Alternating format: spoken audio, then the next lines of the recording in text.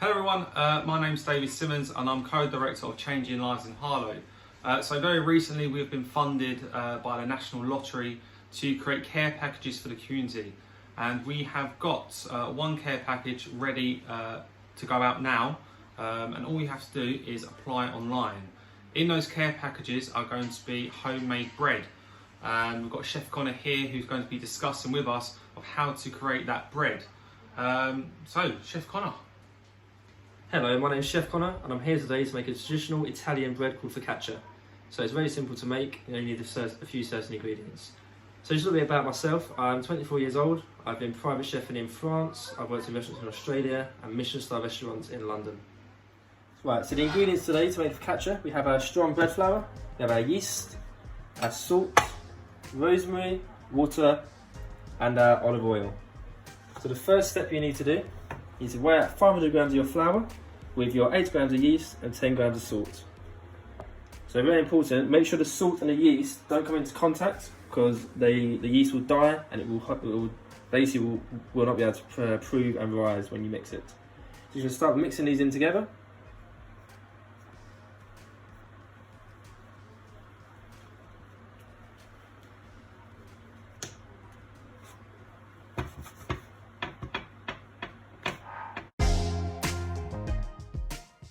Make a small well in the middle just to add your water. You're going to slowly add half of your water. Just get it gently mixing.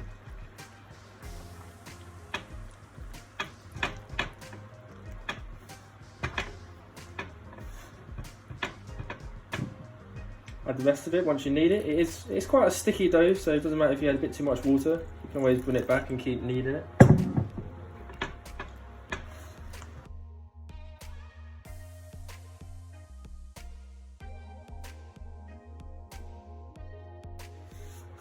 And obviously if you do make a mess, you can get one of your kids or someone to help out. It's all about cooking and baking bread, especially. It's about bringing people together. It's lovely to do together. And so you can literally get one person to weigh it out, the other person can mix it, the other person can bake it. It's all a family event. So you see now we've started to form a dough, and that's what you want. So we're going to keep mixing it in the bowl for a little bit longer, and then we're going to turn it out, and we're going to really knead it. So when you knead it, you're working the gluten in the flour, which will enable it to form a nice smooth dough that we're going to then leave to prove. So at this stage, I'm just going to add the olive oil, so about 50 mils. We're just going to mix that in, and then we're going to start to knead.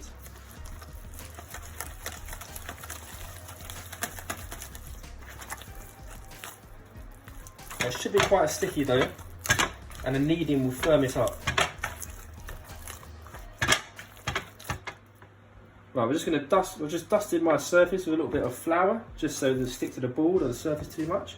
We're going to take our dough out onto it and knead it. So you see the bowl is completely clean, or not clean, but there's no dough inside. It's pretty, no leftovers as such. So now the trick is you want to push it away from you and back in to work the gluten, and constantly turning it. So just away, fold it over, and then in. Away, fold it over, in. Away, fold it over. So in, fold it over, and constantly repeating that. And that will just help to work the gluten. It will also give you a nice smooth dough.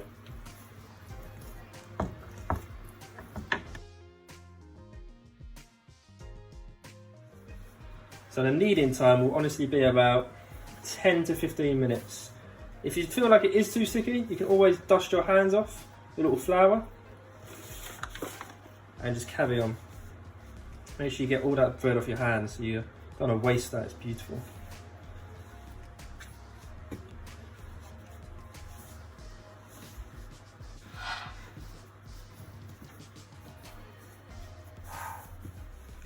So Chef Connor, how do we know when it's done?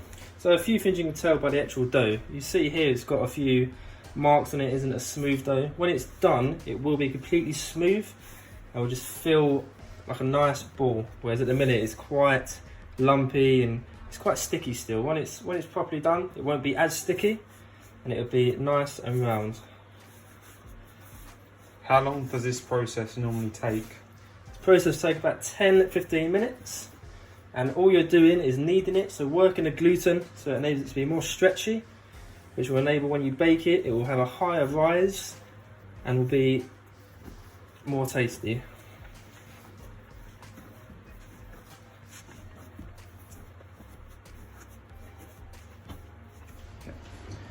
Right, so here's just a quick recap of what I've done. So I've mixed the flour, the salt, the yeast, the water and the olive oil.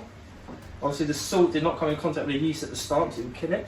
I've mixed it all together and I've just formed a nice dough. So this dough has been kneaded for about 5 to 8 minutes now. And you can see that it's quite stretchy and it's almost ready to go. So what we're going to do, after about 30 more seconds, we're going to place this into the bowl which you first mixed it in.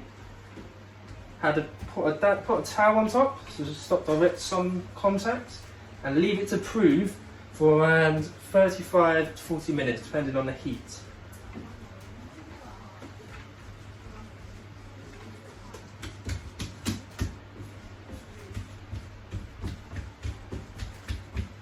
you see how the dough is nice and smooth and it's ready to be left to prove.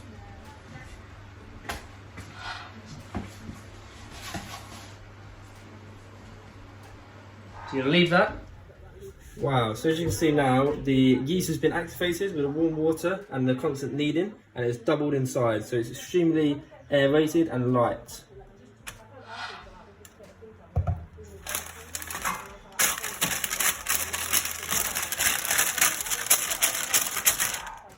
So what we'll do now is tip this out.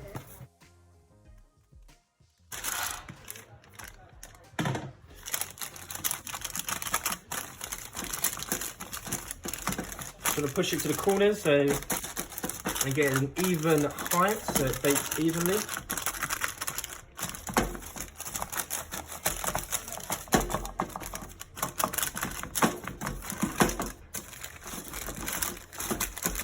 Don't want to knock too much air out of it.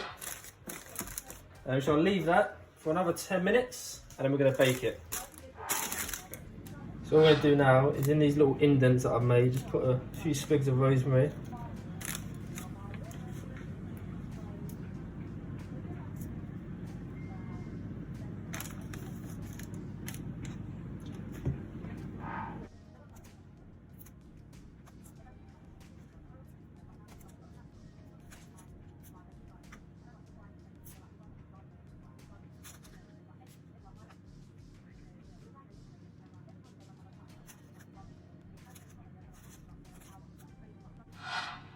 And that is ready to go into an oven which is at 200 degrees.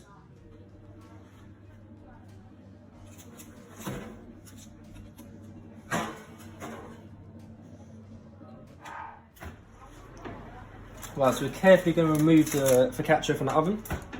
I've added some more rosemary just to be decorative, but obviously your rosemary will be cooked so it won't look like this. So you're going to gently pull it out, hold it. It's going to be hot, so be careful. I'm going to place the tea towel there. Be a lot easier for you. And if you tap the bottom, you can see and hear that it sounds hollow, and that is exactly what you want. Also on the top, it sounds hollow, so it sounds empty, so that is what you want. And then just carefully, it's going to be a bit hot, so we're just going to remove it from the baking tray just by grabbing the parchment paper and sliding it out. And in about 20 minutes time, when it's cooled down and ready to carve, you've got a lovely fresh baked bread.